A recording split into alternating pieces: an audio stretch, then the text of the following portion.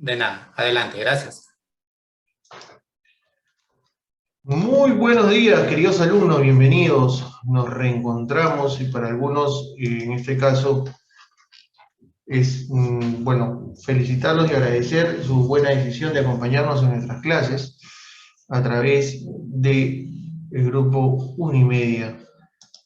El día de hoy desarrollamos el curso de razonamiento verbal. Hoy trabajamos razonamiento verbal. ¿De acuerdo? Es un curso súper importante, ya que en todos los procesos de admisión se va a evaluar, digamos, este curso. Por lo tanto, la relevancia del curso está demostrada. Yo le doy siempre un consejo, ¿ya? Aprovechar al máximo el tiempo. Si tú tienes una buena formación en tercero, cuarto, quinto de secundaria, eso se va a reflejar en tu desarrollo a largo plazo para tu preparación. ¿De acuerdo? Voy a desactivar algunos audios. Entonces, eso se va a evidenciar en su desarrollo a largo plazo para el proceso de admisión. ¿Qué significa? Recuerda que el sistema actualmente del proceso de admisión, lo que se maneja hasta la fecha, es en sí la suma de conocimientos de diversos cursos y áreas. Entonces, ¿qué es lo que están haciendo en la formación, digamos, académica, los colegios con esta nueva visión educativa? Es que tú desarrollas el tema de la célula desde sexto grado de primaria, o sea, tú desarrollas la célula desde sexto de primaria hasta quinto secundaria. La diferencia es que cada grado tú vas a aprender algo nuevo en la célula, ¿no? Y cuando llegas a quinto, lógicamente, ya tienes el tema completo, ¿no? Entre comillas, características, tipos, diferencias, detalles, ¿no? Que nos van a brindar el proceso a largo plazo.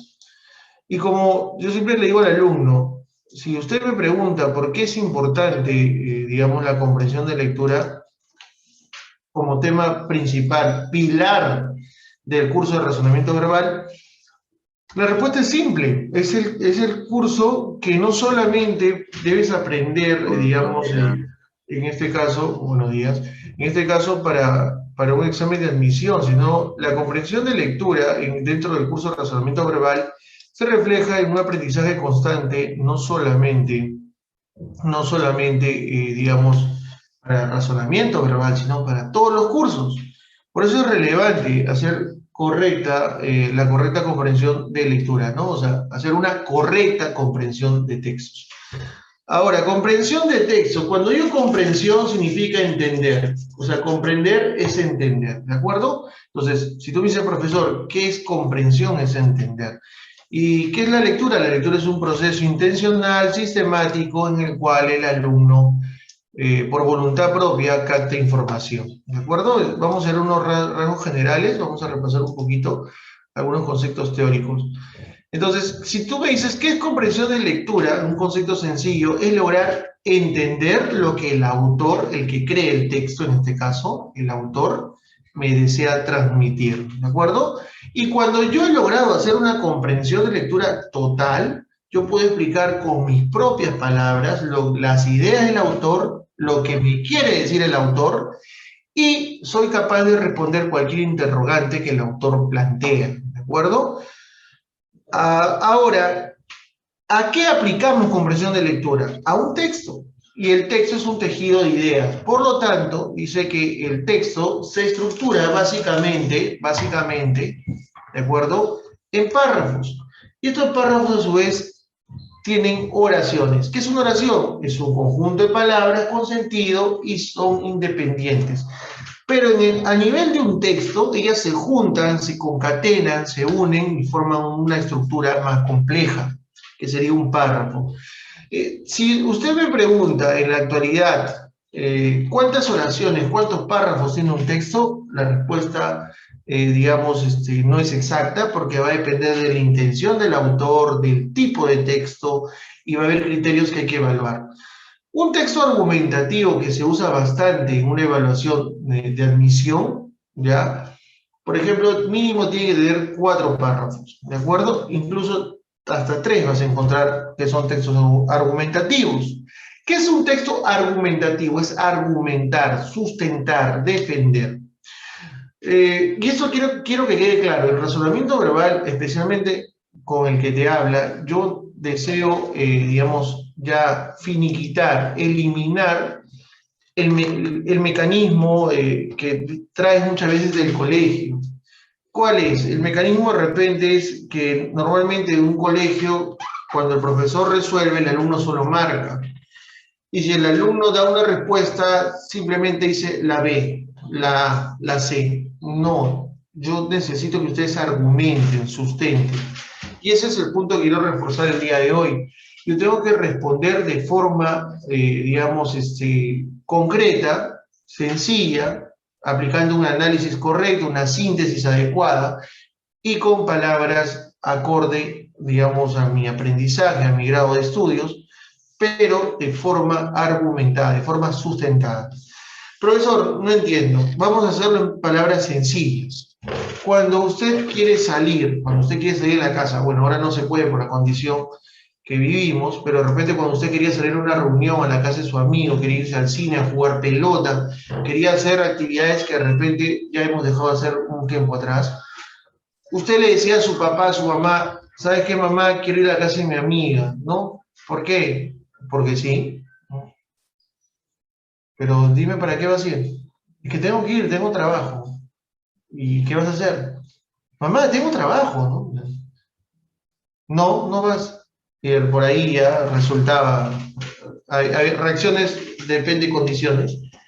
Pero mamá, yo quiero ir, ¿no? Y renegaba y se tiraba a la puerta, no comía, se encerraba, ¿no? Pero ahí había un problema, que no se da cuenta el alumno. Y no se da cuenta el adolescente. La misma palabra dice adolescente, adolece de qué? Criterios. Y esos criterios tienes que desarrollarlos. Y todos nacemos sin digamos, criterios. Es más, yo te apuesto que más de un adulto vas a escuchar decir, ¿no? Yo quisiera saber lo que sé hace unos años atrás, cuando tú tenías tu edad, y ahí comienzan a rememorar, etc. Entonces, ¿qué criterios yo debo resolver? Yo debo resolver, por ejemplo, uno, el autocontrol, que es importante, y otro es saber expresarme, argumentar, por qué en este caso debería ir a la casa de mi amiga, ¿no? O sea, o a la casa de mi amigo. Yo tengo que, de repente, a ver, mamá, ¿no? A ver, papá, un ratito, ¿no? Deseo que me escuches y te voy a explicar por qué yo debo ir. Y tú ahí comenzabas, ¿no? Primer argumento. Tengo que ir a la casa de mi amiga porque tenemos un trabajo del curso de ciencias, ¿no? Es un trabajo en sí personal, pero mi amiga maneja el tema X mejor que yo y lo voy a poder desarrollar en menos tiempo con su ayuda. Primer argumento, ¿no? Segundo argumento, ¿no? Si yo no voy a la casa de mi amiga, pues lógicamente no voy a poder hacer mi trabajo con mayor facilidad, por lo tanto, de forma proporcional, mi nota no va a corresponder a lo que yo deseo obtener en este trabajo. Tercero, ¿no? Voy a ir a tal hora, si deseas, me recoges. Olvídate, la mamá primero te va a quedar mirando y te va a decir, me cambiaron de hijo, es mi hija, es mi hijo, ¿qué pasó? O sea, se va a sorprender, porque te va a escuchar de una forma, ¿no? Digamos, consciente, coherente, más racional, y vas a ver que le vas a dejar sin opción de decirte que no, porque le vas a dar razones o sustentos, ahí va la palabra razón, sustento, razón, razonar, para que puedas ir a este lugar a hacer esta actividad. Pero profesor, ¿qué pasa si no me deja? Bueno, ahí ya entran criterios personales, pues, ¿no? De repente, no sé, incidentes comunes, sucesos anteriores, y ya llevan un criterio de juicio diferente, ¿no? Diferente al que, digamos, estás aplicando en ese momento. Por eso yo le digo, yo necesito que ustedes eliminen la palabra no sé del vocabulario, ¿no? Y, lógicamente, cuando participes, sea por el chat o por el audio, cuando me das una respuesta, me digas, profesor, él la ve por tal motivo. Él la por tal motivo. Yo necesito resolver textos, porque a eso queremos llegar, pero con forma, no digamos, racional, con argumento, con sustento. Entonces, es importante, por eso, desarrollar una correcta comprensión de lectura y decir, por ejemplo, cuántas ideas, cuántas oraciones, cuántos párrafos tiene un texto. En este momento sería inexacto porque va a depender del texto y otros criterios que vamos a aprender poco a poco. Muy bien. ¿Qué es comprender entonces en general? Estar en la capacidad de responder cualquier interrogante, exponer de forma clara, concisa, de forma coherente lo que el autor dice en el texto y llegar a poder captar las ideas que llevaron al autor a crear el texto, llegar a poder captar ideas que llevaron al autor. O sea, mira, llegar al punto de que yo voy a poder entender qué llevó a este autor a crear la lectura y qué ideas el autor no me las menciona, pero sí me las sugiere o me las brinda de forma implícita. Ese es otro punto. En un texto hay ideas explícitas y hay ideas implícitas. Las ideas explícitas son las que están en la lectura, las que tú ves, y las implícitas son las que tú no ves. ¿De acuerdo? Si yo te digo, por ejemplo, tomar Coca-Cola después de comer una carne a la parrilla es recomendado por el doctor, ¿qué te estoy diciendo de forma explícita? Que la Coca-Cola, ¿no? En este caso, se debe consumir, ¿no? Después de comer una carne a la parrilla. Pero ¿qué te estoy haciendo de forma implícita? O sea, algo que tú puedes obtener lo que acabas de escuchar. Que si digo que la Coca-Cola es recomendable por el doctor, quiere decir que la Coca-Cola no es una bebida que me puede hacer daño. Te estoy diciendo de forma implícita que consumas Coca-Cola. ¿De acuerdo? Entonces, la publicidad, para que veas un ejemplo más claro, lo realiza constantemente. O sea, por eso nosotros, es muy importante, y acá va un mensaje en general que yo le digo a mi familia, que es más joven que yo, incluso yo trato de recordarlo, y cuando converso con parientes, siempre le digo, ¿no? Cuida lo que miras, cuida lo que escuchas, y cuida incluso con quienes conversas o con quienes te rodeas. ¿Por qué? Porque eso, de forma implícita, te influye. Te influye, quieras o no quieras. ¿De acuerdo? Profesor, no, imposible, profesor, no. Sí, es que tu subconsciente entra a trabajar en ese aspecto. Por eso es importante, cuando llegar a comprender algo, en este caso un texto, en general puedes aplicarlo en todo, llegar a comprender es poder llegar al nivel de entender qué llevó a esta persona a crear este texto y qué información el autor no me menciona en el texto, pero yo lo voy a extraer de lo que voy a inferir. Que viene la palabra inferencia, conclusión que yo llego en base a lo que voy leyendo. ¿De acuerdo? Y ese es otro punto que es importante. A los alumnos que postulan a San Marcos, el nivel inferencial ustedes tienen que manejarlo, pero al revés y al derecho. ¿Qué significa eso? Criollamente, que tienes que manejarlo, pero como si, no sé, pues, no sé, como respirar, ¿no? Como comer. O sea, tiene que ser para ti algo súper sencillo. ¿Por qué? Porque se trabaja bastante ese nivel en lo que es San Marcos.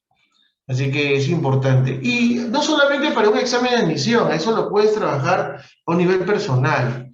¿Ya? Es importante, digamos, generar el manejo inferencial y luego que esto ya de forma innata, con mayor velocidad, de repente surja, ¿no? Que eso también es llegar a un nivel, digamos, de inferencia más alto. Entonces, por eso es importante trabajar los niveles de lectura. Hay nivel literal, nivel inferencial, nivel crítico, nivel creativo, ¿no? Profesor, este último nivel creativo, en los exámenes de admisión no se trabaja mucho.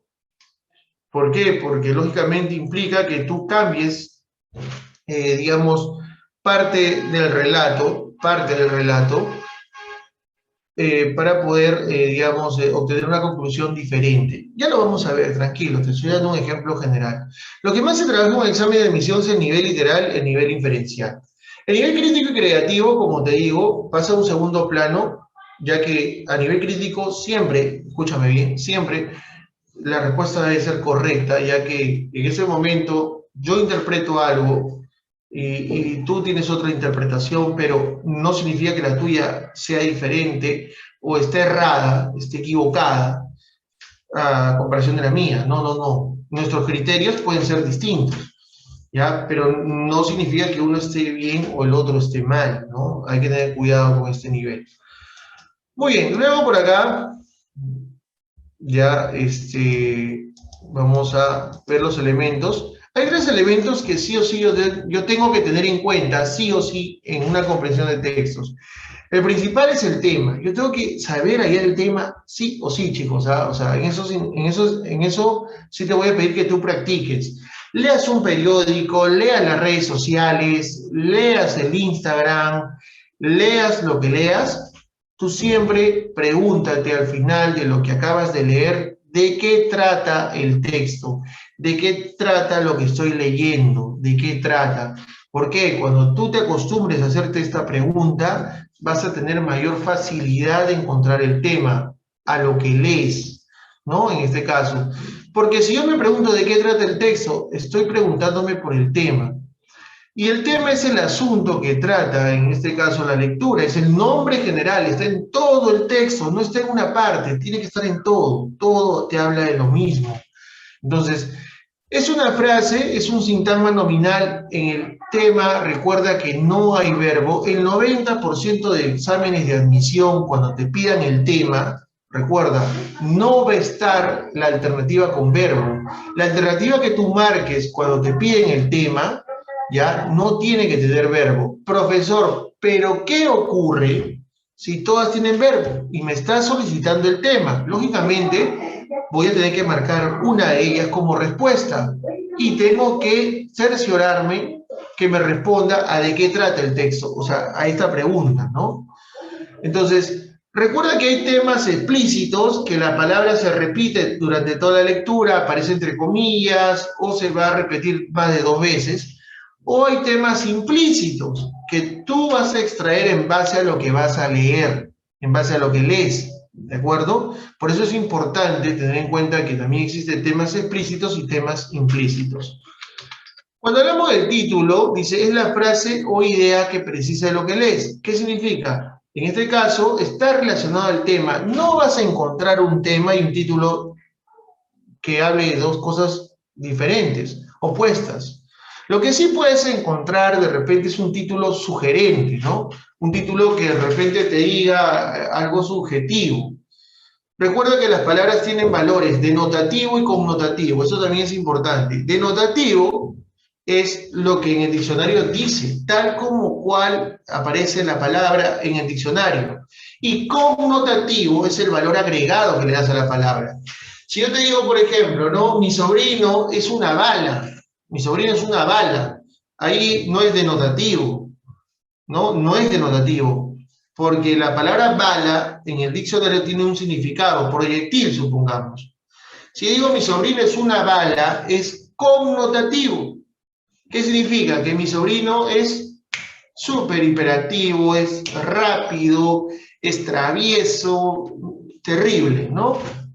Entonces, hay que tener cuidado con los títulos denotativos y connotativos. Entonces, recuerda, el título, en este caso, es una frase, también es un sintagma nominal, no posee verbo, pero se extrae en relación al tema, sí o sí se extrae en relación al tema, ¿de acuerdo? No puede estar desligado, no hay un tema y un título diferente. Por ejemplo, Ciudad y los perros, Ciudad y los perros, ¿no? En este caso, la obra de Vargas Llosa, ¿no? Ciudad y los perros, o sea, ese título está relacionado al tema. ¿De qué trata esta obra?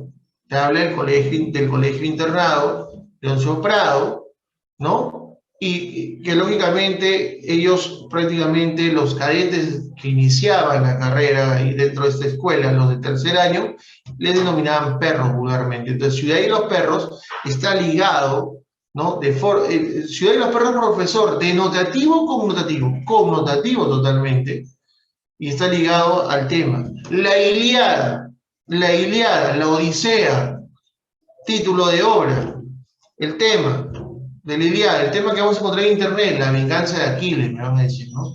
La guerra entre Troya y Grecia, ¿no? Entonces, Ilíada, tú tienes que analizar el significado de la palabra Ilíada. Ilíada, si tú lo revisas, tiene un significado y tiene que ver con conflicto, lid, pelea. ¿De acuerdo? La Odisea, el mismo nombre dice Odisea. Profesores, que el personaje principal se llamaba Odiseo, Ulises. Entonces, tú miras, profesor, está ligado, está totalmente ligado, ¿no? De hecho que sí. Y vas a encontrar casos en que el título sea igual que el tema. No quiere decir que eso está mal, ¿ok? Pero lo que sí tienes que tener en cuenta es que el título tiene que estar en todo el texto, reflejar todo el texto, no una parte. Muchos alumnos cometen el error al marcar el título y solo marcan aquello que hace referencia a un párrafo o una partecita del texto. Ahí cometemos el primer error. Entonces, esto es importante. Entonces, el tema y el título siempre están relacionados. La idea principal. Yo voy a encontrar la idea principal haciendo un proceso lógico y sencillo. Divide el texto. Bueno, yo no sé, yo lo hago. Yo cuando voy a un restaurante, ¿no? etc., un chifa, pollería, lo que tú quieras. Yo tengo esta personalidad. Yo siempre pido algo nuevo. No te voy a negar. Hay veces que yo como, pero de mal gusto, porque a veces cuando solicito algo nuevo a la mesa, o sea, bueno, ahora ya tengo que a casa, por la misma idea aventurera que tengo de probar comidas distintas, he tenido casos que de verdad que he comido, pero renegando, deprimido, triste, he comido frustrado, molesto, porque lo que solicité no era de mi agrado. Pero esto también me da un bagaje cultural, o sea, me da mayor acervo cultural, me da mayor conocimiento. Por eso cuando voy a un restaurante, o cuando estoy con amistades y hablan de cierto tipo de comida, yo puedo participar. Sí, o yo probé eso, sí, no me agrada, sí o sí me agrada. Pero en el caso del chifa, ya, vamos a un ejemplo puntual. La mayoría que come chifa no sale del chaufa. O sea, ¿qué? Chifa, chaufa, tallarín, aeropuerto. De ahí no sale.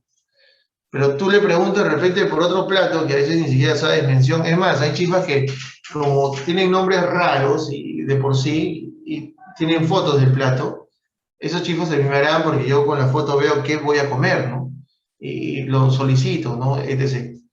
¿Por qué te hago este ejemplo? A ver, ¿a qué quiero llegar, no? En este caso, ¿a qué quiero abordar? Yo me permito, en este caso, guardar mayor información, ya voy a guardar mayor información y en este caso yo puedo generar también conocimiento. Pero yo antes de comer el plato, yo lo veo, lo observo, ¿no? Y voy probando parte por parte del plato. Entonces, eso es lo que yo necesito que hagas con un texto. Profesor, ¿lo pruebo? No, pues no lo vas a probar. Lo que vas a hacer es descomponerlo. Sea analítico. Hasta con tu comida tienes que ser analítico. Eso es lo que quiero que entiendas. O sea, a ver, vamos a centrarnos puntualmente en el ejemplo. Yo cuando pido un plato nuevo, yo lo analizo, lo observo, veo por dónde voy a comenzar a probar. Primero, ¿qué hace un cerebro normal? Se inclina por aquello que ya conoce. Si tiene arroz, pruebo el arroz, porque ya sé que es arroz. Si veo alguna verdura que conozco, pruebo esa verdura que conozco. Entonces, el cerebro tiene una función principal, que es la protección de tu organismo y tu cuerpo. Por eso siempre el cerebro está encaminado a ese aspecto. Entonces, yo analizo el plato y lo voy probando. Igualito, en el texto quiero que hagas lo mismo. descomponlo. Fíjate cuántos párrafos hay, fíjate cuántas oraciones hay. ¿Cómo descompongo un texto? A través del punto, chicos. A través del punto, jóvenes alumnos. Y yo tengo que entender algo, que cada oración acaba en un punto y esa oración es una idea. Si yo tengo 8 puntos, tengo 8 ideas. Lo que el autor me está queriendo brindar lo ha dividido en 8 partes. Y las 8 ideas no van a ser todas importantes. De hecho, que va a haber una más relevante que otra. Va a haber una más importante que otra. Y esa es la idea principal. Llegué a lo que quería llegar. Si tú quieres descubrir una idea principal, divide el texto. Si eres nuevo en este aspecto, divide el texto. Y luego hace la pregunta de qué o de quién me habla el autor y qué sostiene. Cuando digo de qué o de quién me habla el autor y qué sostiene, estoy haciendo referencia al tema, pero estoy negando, afirmando o mencionando algo puntual del tema. Por eso dice, esa idea que expresa la información más importante, en este caso es una oración enunciativa. Hay 6 tipos de oraciones semánticamente, tú lo sabes. ¿Cuáles son estos 6 tipos? Desiderativa, deseo, dubitativa, duda, interrogativa, exclamativa, enunciativa y exhortativa. Enunciativa es que afirma y niega algo. ¿Va a afirmar o negar algo de quién? Del tema. Por eso es autónomo, no depende de otras oraciones, ¿ya? Articula las oraciones del párrafo, puede ir en cualquier parte. Recuerda que es una oración, por lo tanto, posee verbo. Recuerda, es el tema más el verbo más el complemento. Si el tema es la leucemia, pues la oración principal va a hablar algo de la leucemia, ¿no? La leucemia es el cáncer, ¿no? Digamos, de la sangre. Y luego todo lo demás va a describir qué es la leucemia, cómo se genera, causas, síntomas, consecuencias, o sea, todo hablar de la leucemia. Recuerda que la idea principal es la columna vertebral. Si yo en este momento le retiro las columnas de tu casa se cae. Si yo retiro la idea principal del texto, el texto pierde sentido. Entonces, cuando yo escojo idea principal, a esa oración que acabas de escoger tú, no la leas, elimínala. Y si el texto pierde sentido, se pone difuso, has escogido o acaba de seleccionar usted bien la idea principal. Pero si el texto mantiene sentido, usted acaba de encontrar una idea secundaria. Profesor, ¿qué es una idea secundaria? Las ideas secundarias son oraciones que complementan la idea principal. Amplían, ejemplifican, carecen de autonomía, dependen de la idea principal, por lo tanto son complementos de la idea principal, ¿de acuerdo? Si yo en este momento te digo, por ejemplo, el Perú es un país democrático y te pido o te solicito que me agregues oraciones secundarias, tú podrías agregarlas. ¿Por qué? Porque yo ya te di la idea principal, tú tienes que agregar simplemente oraciones que complementen esa idea, ¿de acuerdo? El día de mañana, ¿no? Estamos, mañana sí, estamos de fiesta electoral, se da, digamos, las elecciones. Trascendental para nuestro país, frente a la situación que vivimos, y ojalá que las personas que logramos votar o las que voten tengan la mesura y el seso suficiente, o sea, la capacidad de poder escoger de forma correcta y no bajo intereses personales. Lamentablemente, en unas elecciones como esta, como las que vamos a vivir mañana, y ustedes ya como jóvenes a largo plazo van a votar, tienen que tener bastante, digamos, capacidad analítica y tratar de escoger muchas veces, no solamente pensando en un beneficio personal, sino un beneficio, digamos, a largo plazo, ¿no? Ya que son 5 años. Pero bueno, dejando de lado eso, si yo te digo que el Perú es un país democrático, tú me podrías agregar ideas secundarias, como que el Perú, ¿no? Cada 5 años elige un presidente, ¿no? Con el voto voluntario del pueblo, de las personas que vivimos en este país. Podrías agregarme que durante los últimos 20 años las elecciones han sido de forma democrática, ¿no? Etc. Tú puedes agregarme información, pero que refuerce la idea que el Perú es un país democrático, ¿de acuerdo? Eso sería un punto clave. Las estrategias que debo tener en cuenta es hallar la idea principal, ver los hechos y detalles. Es importante que el alumno sea tan meticuloso, tan detallado, que vea las palabras que se están repitiendo. ¿Por qué? Porque ahí va a girar el tema. Como en la comida, tú tienes que hacer con el resto de personas. Cuando a mí me dicen, ¿cómo tú puedes reconocer a alguien? ¿Cómo conoces a alguien? Yo veo, entre los aspectos que observo en la persona, uno es su comportamiento. Es importante el comportamiento. El comportamiento te dice más que las palabras. Su reflejo social, que sería su entorno, sus amigos, sus hábitos, sus costumbres. ¿Ya? Eso también me dice mucho más. Así él me diga X cosa o ella me diga X cosa, eso me dice mucho más. ¿Ya? Y lógicamente un punto primordial de mi perspectiva es su aseo, su puntualidad. Esos son criterios que yo también evalúo y me da un perfil de una persona. O siempre los he empleado, ¿no? En nivel general. En el texto es igual, o sea, en el texto yo tengo que ver cómo el autor ha construido el texto, cuántos párrafos ha colocado, las palabras que se están repitiendo. Eso me va a permitir encontrar más fácil la información que yo busco. En las preguntas igual, y hoy día vamos a hacer un modelo, un ejemplo, cómo lograrlo. Vas a ver que esto te va a ayudar bastante. Yo considero que ya desde ahora tienes que practicar lo que son los rastros verbales, ¿no? En comprensión de lectura, porque esto normalmente nos sirve, y vas a ver en tus notas en el colegio, a los que están yendo todavía al colegio, van a mejorar bastante si tú aplicas lo que vas a aprender el día de hoy a futuro, ¿no? Con el grupo Unimedia. Reconoce la causa y el efecto, ¿ya? Es importante. Toda acción tiene una reacción. Por eso, cuando a mí el alumno me dice, profesor, tengo un problema, pero yo no hago nada, profesor. No, o sea, estás equivocado. No es que el problema va a tu casa y te toca la puerta y te dice, hey, llegué, soy el problema, ahora te tocó a ti. No. De hecho, que toda acción tiene una reacción. O sea, los problemas no llegan solos. ¿Ah? Quítate esa victimización, que yo tengo problemas pero yo no hago nada. No, no, no. O sea, puede ser tú directo o indirectamente, pero todo tiene una causa y un efecto. Por eso te digo, tienes que volverte más analítico para darte cuenta, ¿no? De repente seguimos un patrón. Si una persona, por ejemplo, siempre tiene un mismo problema, es que hay un patrón de conducta que no está analizando y hay que cambiar ese patrón para poder cambiar los resultados.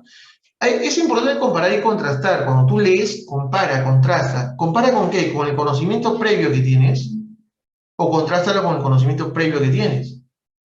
Cuando a mí me dicen, profesor, ¿en la lectura es bueno los conocimientos previos? Yo te digo que sí. Te digo que sí. Pero ten cuidado. Para responder las preguntas, en este caso, hay que basarnos en el texto. ¿Ah? Hay personas que responden preguntas de texto según su criterio y conocimiento previo. Error. No haga eso. Tienes que basarte en el texto. Hacer predicciones. ¿Qué es predicción, profesor? O sea, en este caso, sacar conclusiones, ¿ya? De lo que voy leyendo. ¿No? Poder predecir, en este caso, qué es lo que el autor desea con el texto, qué ideas, digamos, el autor me está encaminando en el texto. Una persona no escribe un texto porque simplemente desea escribir. Hay intención siempre, ten cuidado. ¿Ya? Por eso es importante, esos posts que tú lees en internet, esa información que lees en internet, hay que contrastarla, hay que evaluarla, no porque la página X te diga tal cosa, tú, oye, sí, ¿no? ¿No? Hay unos youtubers, ¿no? Y para que te veas un ejemplo, que cada vez que hacen inventos de algo, ellos lo ponen a prueba. Por ejemplo, eso, por ejemplo, a mí me da curiosidad. ¿Ya? Profesor, ¿que sí? Claro, o sea, dicen tal cosa de un objeto que hace tal cosa y ellos lo ponen a prueba. Y ellos evidencian si esto funciona o no funciona. Entonces, siempre es bueno, en este caso, contrastar, comparar y hacer predicciones de lo que vas leyendo, ¿no? Igual diariamente lo que vas haciendo. Y también tener en cuenta, ¿no? Que todo tiene un proceso, ¿no? No sé, dicen, no toma vitamina C, Y el alumno o la persona piensa porque ya tomó un día, ya me hizo efecto. No, no, o sea, eso es imposible, pues. Es un proceso, o sea, el cuerpo reacciona. Un fármaco, en este caso, promedio de mínimo 3 semanas, 4 semanas para que veas esta reacción corporal. O sea, no es que ya tomo hoy día y me hace efecto. Igual como la pastilla. Me duele la cabeza, tomé la pastilla, me sigue doliendo. Y no ha pasado ni siquiera 10 minutos, ¿no? Olvidando que el proceso de absorción del cuerpo puede llegar hasta demorarse 2 horas. Y según lo que consumas puede ser más tiempo. O sea, olvídate, ¿no? Hay que tener en cuenta eso. Bueno, son ejemplos, creo, considero comunes para que el alumno entienda un poco qué es bueno comparar, contrastar y hacer predicciones. Hay el significado de palabras por contexto, esto también es importantísimo. Yo en un texto a veces voy a encontrar palabras en ocasiones que no sé el significado, pero estoy en un examen, profesor, ya no hay diccionario. ¿Qué hago? No lo hago, profesor, lo dejo de lado. No, contextualiza. ¿Qué es contextualizar, profesor? Lee la oración y trata de darle un valor, un significado en función a la idea que el autor desarrolla en la oración, en función al párrafo, en función al texto. Eso se llama contextualizar. En un examen de admisión te va a servir, porque ahí no hay diccionario, ¿de acuerdo? Entonces es bueno contextualizar. ¿Qué pasa si el alumno no tiene en cuenta el contexto de la palabra y se apoya en un diccionario, ya, y marca, profesor, yo lo hice como diccionario y lo he hecho mal? ¿Por qué? Es que lo que pasa es que no contextualizaste y ahí viene el problema. Hay que contextualizar, ¿de acuerdo? Eso es importante, hay que contextualizar. Muy bien, sacar conclusiones, hay que hacer inferencias, siempre, siempre, siempre es algo común. Lo haces de forma innata, no te das cuenta de repente, ¿no? El ejemplo que te puedo hacer para tu edad, si tú llamas a una persona, sea varón o mujer, ¿no? Todos los días, yo puedo inferir, yo puedo tener una conclusión, a ti te agrada esa persona, ¿no? O sea, te agrada esa persona, ojo, cuidado, como amigo, ¿no? Quieres conocerla de repente para tener una relación emocional, amical, pero te agrada. O sea, yo no creo que una persona llame a otra, salvo que no tenga agrado. Pero profesor, yo llamo a mi amigo porque trabajamos juntos. Ese es otro aspecto, ¿no? Por eso te digo, hay inferencias que incluso pueden estar fuera de lugar. Para poder inferir correctamente hay que ceñirnos en la información que te brinda el texto. Distingue entre el hecho y opinión. Ten cuidado. Hecho es la información que el autor te da, opinión puede ser el punto de vista del autor, que también se demuestra en un texto. Identifica el propósito del autor, importantísimo, todo autor tiene un propósito, una intención. Ten cuidado con el lenguaje figurado, el lenguaje figurado es connotativo, lo que te sugiere, pero no simplemente lo sugiere, no lo afirma. Y debes tener en cuenta los resúmenes. Muy bien, chicos, hemos llegado a la parte final del marco teórico y vamos a ingresar a la parte de los ejercicios. Estamos a 1 minuto, estamos por terminar, ya regresamos con fuerza, vamos a la pizarra unos minutos y nos vamos directo a los ejercicios. ¿De acuerdo?